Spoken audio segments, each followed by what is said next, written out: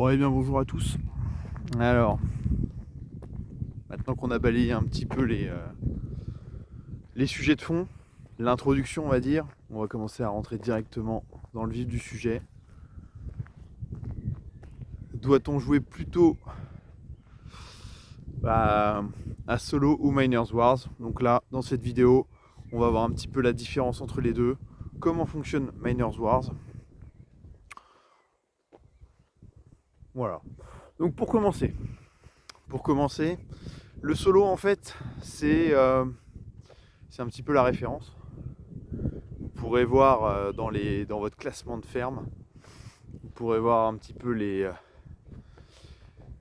gains que vous pouvez réaliser, mais ces gains ne comprennent pas les frais d'entretien réels.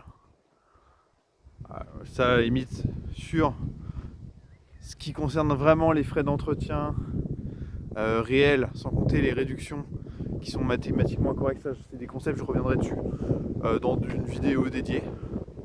Là, on va simplement rester sur la base de ce qu'est le solo. Ouais, il y a pas mal de vent. J'espère que le son est pas trop dégueu.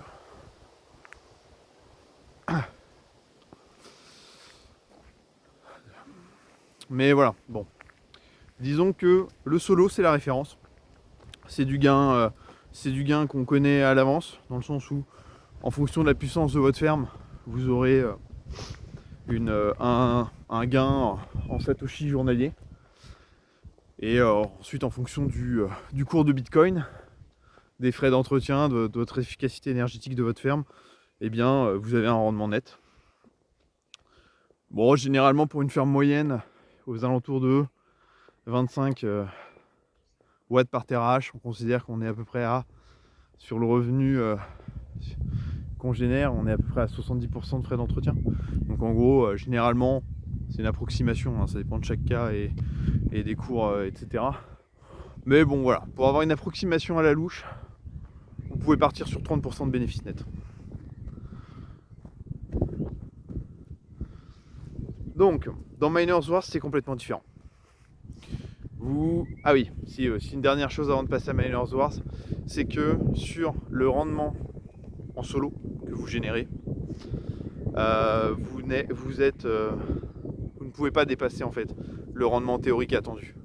C'est-à-dire que vous avez un rendement annuel annoncé en fonction du cours de Bitcoin, vous n'irez jamais au-delà. Voilà.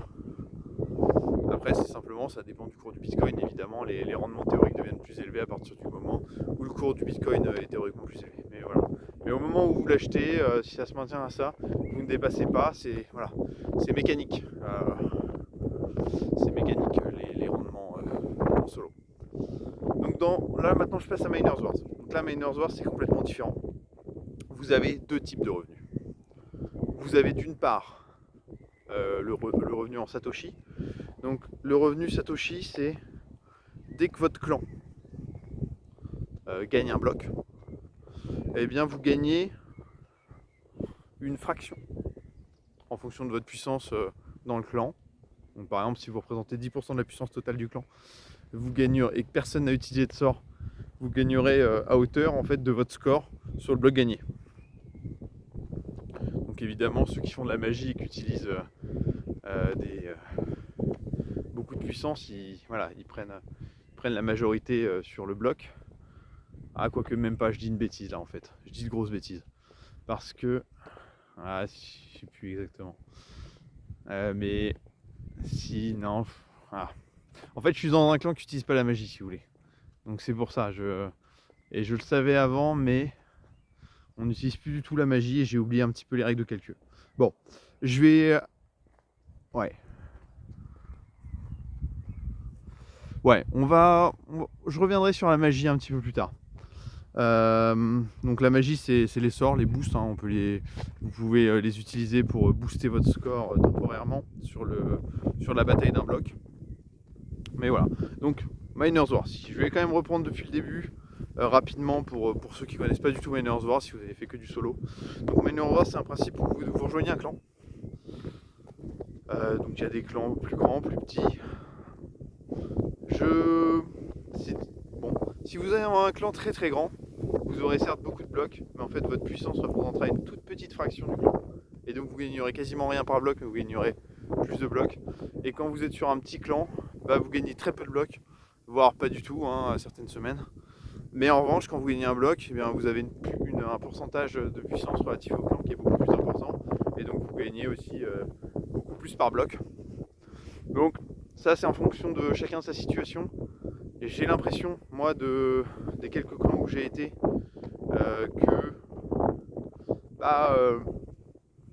quand on est dans le haut du clan, c'est généralement plus avantageux. Moi, je sais que j'ai été dans un clan où on avait une baleine qui avait 50% de la puissance du clan. Ça a été... ouais, ok, on gagnait pas mal de Satoshi, mais dès qu'il est parti, on en a gagné un peu moins, mais en fait, on gagnait tellement plus par bloc que ça s'est avéré être plus rentable pour nous. J'ai l'impression, on verra sur 6 mois. Là, c'est toujours difficile, il y a tellement d'autres variables. On a peut-être eu simplement beaucoup de chance depuis qu'il est parti.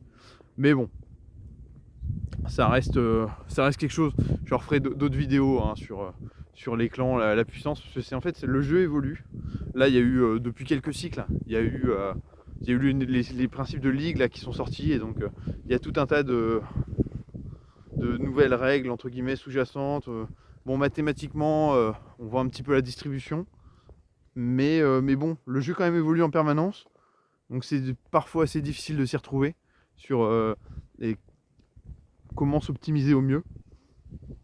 C'est pour ça, donc je referai du contenu et régulièrement dessus avec les avancées qu'on fait, la compréhension du clan, sur tout ça.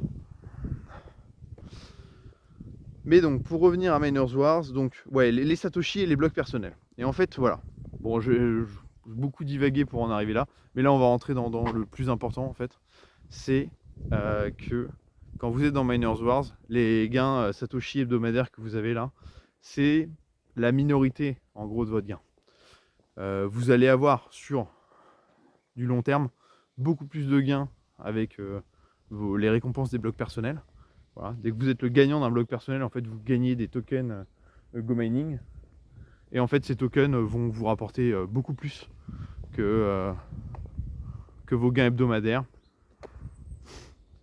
Donc, et c'est là en fait où ça change tout le jeu. Parce que quand vous êtes en solo, vous essayez de trouver un compromis entre je développe ma ferme avec donc plus vous achetez des TRH avec une faible efficacité une forte efficacité énergétique, donc par exemple des 15 watts par TRH, vous allez les payer très cher. Quand vous achetez souvent des mineurs, j'en sais rien, je prends l'extrême opposé, des 35 watts par TRH, ça va coûter beaucoup moins cher sur le marché secondaire. Et donc vous avez ce compromis de ah ok, ça me rapporte plus, mais en fait ça dépend du prix du Bitcoin. C'est-à-dire que par exemple, si le Bitcoin est inférieur à... Je dis ça un peu au pif, hein, c'est un peu vrai, mais je sais pas exactement, je me souviens plus de c'est quoi le palier exactement. Mais par exemple, si Bitcoin est en dessous de 80 000, les 35 watts par TRH, il rapporte 0 $. En fait, les frais d'entretien ne compensent pas du tout le gain réalisé. Donc il y a un côté de... Quand vous êtes en solo, si vous voulez développer votre puissance, etc., en fait, il y a un côté de vous devez anticiper le cours du Bitcoin. Donc si vous êtes un Bitcoin maximaliste, vous pouvez vous dire, bon je charge à mort. C'est-à-dire que même si j'ai des cycles qui sont pas rentables, je vois le Bitcoin largement au-dessus de 100 000 €. Et à partir de toute façon, après, vous pouvez facilement comparer les gains. C'est-à-dire que quand vous allez sur le marché secondaire, vous cliquez sur un mineur. Ça, je ferai une vidéo plus tard avec du montage où je vous montrerai tout en direct. En fait, vous pouvez dire ah, j'aimerais simuler que le Bitcoin est à tel prix. Donc vous le mettez par exemple à 120 000 $. Et là, vous voyez votre ROI par rapport à un 15 watts. Vous voyez en fait que quand Bitcoin est assez haut, l'efficacité énergétique, on s'en tamponne. Les ROI se font pulvériser des bas. Et évidemment, quand on est sur un Bitcoin très bas, eh bien, l'efficacité énergétique est importante parce que ça rapporte rien du tout. Donc il y a un côté un petit peu anticipation. Si vous avez peur, etc., il vaut mieux pas trop... En fait, c'est un mélange de... Dans tous les cas, il faut avoir un certain équilibre pour développer sa ferme. Mais en gros, est-ce que vous êtes à une moyenne de 20, 25, 28? Ça dépend de vous, d'à quel point vous jouez long terme ou pas. En tout cas en solo. Et par contre, si on passe sur Miners Wars, ça n'a rien à voir. Parce que sur Miners Wars, quand vous êtes avec par exemple une ferme qui aurait que des 35 watts, bah en fait, oui d'accord, vous gagnez pas un rond parce que en Satoshi, vous gagnez pas un Satoshi parce que le Satoshi, bah, il est pas rentable quand on est au-dessus de, enfin en dessous de 80 000 $, mais par contre vous allez continuer de gagner des blocs personnels. En fait, c'est là où le jeu change. C'est que vous avez, en fait, mathématiquement, vous avez envie d'accumuler pour deux raisons des watts à pas cher, enfin des TH à pas cher, pardon. C'est que vous voulez développer au maximum votre ferme en anticipation que le Bitcoin va être élevé, si vous êtes plutôt convaincu de Bitcoin, mais bon, j'aurais dû. Après, c'est contextuel, on peut être convaincu de Bitcoin et se dire qu'il va stagner pendant 2 ans, je comprends. Bon. Moi, c'est vrai que dans mon cas, j'ai fait une ferme pour le moment un peu équilibrée, je vais remonter son efficacité énergétique, mais bon, je le vois assez haut assez vite. Hein. J'imagine pas une année, évidemment, on n'en sait rien. Mais moi, j'imagine pas qu'on soit en 2026, qu'on soit pas au-dessus de 100 000 $ de manière stable, quoi.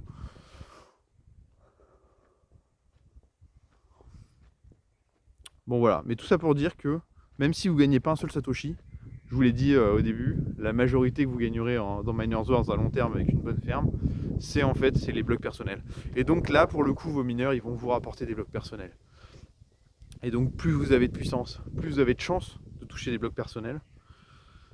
On a des...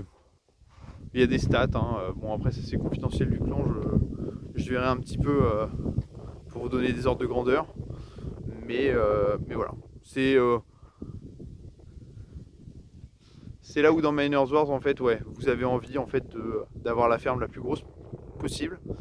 Le gain en Satoshi est là, donc voilà, quand on est vers 25, quand on a une moyenne de 25 je pense de watts par TH, bah on est assez équilibré dans le sens où on a des gains Satoshi, mais on développe quand même la ferme. Voilà.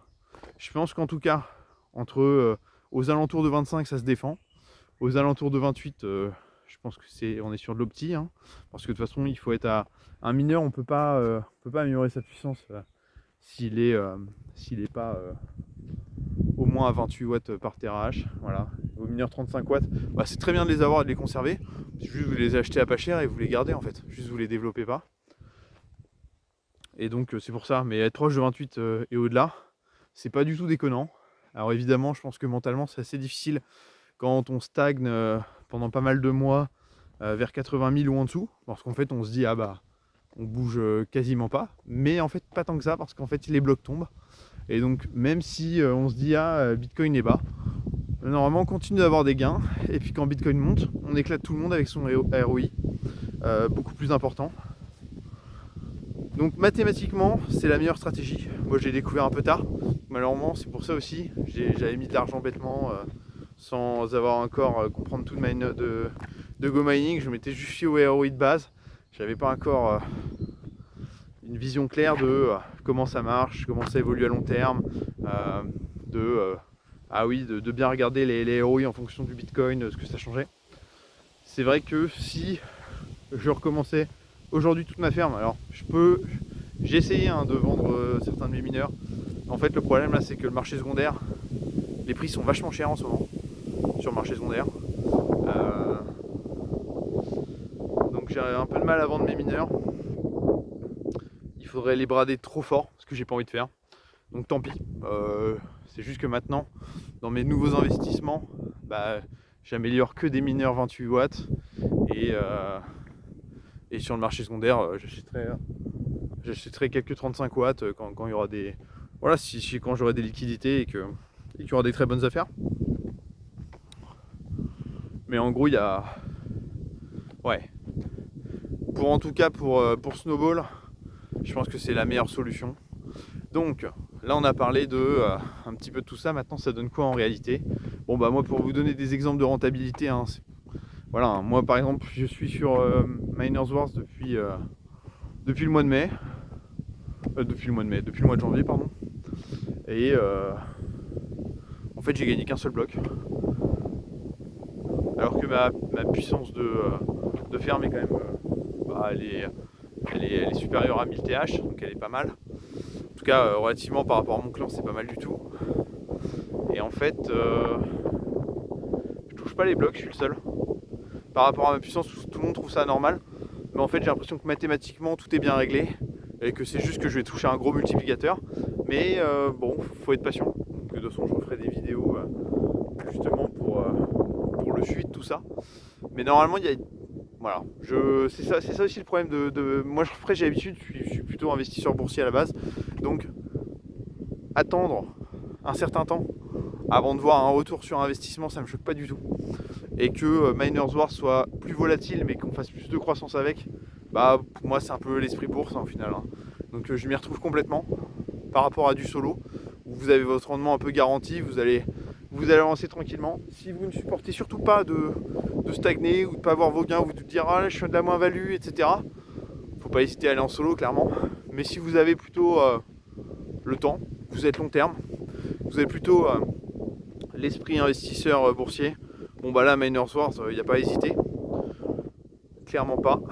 Et puis pour vous donner un ordre d'idée, moi j'ai des gens dans le clan là qui sont environ sur les 8 derniers mois, ils sont à peu près à 50% de ROI. C'est énorme. Donc ça vient aussi après des bonnes affaires qu'on fait sur les marchés secondaires, de quel mineur on améliore. Il y a plein de paramètres à prendre en compte, mais vraiment Miners Wars est vraiment pertinent pour faire de la performance. Ça, il n'y a pas de doute, mais c'est un autre état d'esprit. C'est un investissement qui peut être mentalement un peu plus difficile pendant des périodes de creux. Mais par contre, le gain peut être là, clairement. Écoutez, n'hésitez pas à me faire un retour sur votre vision. Il y a beaucoup de choses à dire en vrai sur Miners Wars. Là, c'est plutôt un prélude. J'en ferai d'autres vidéos dessus. Voilà. Allez, bonne fin de journée.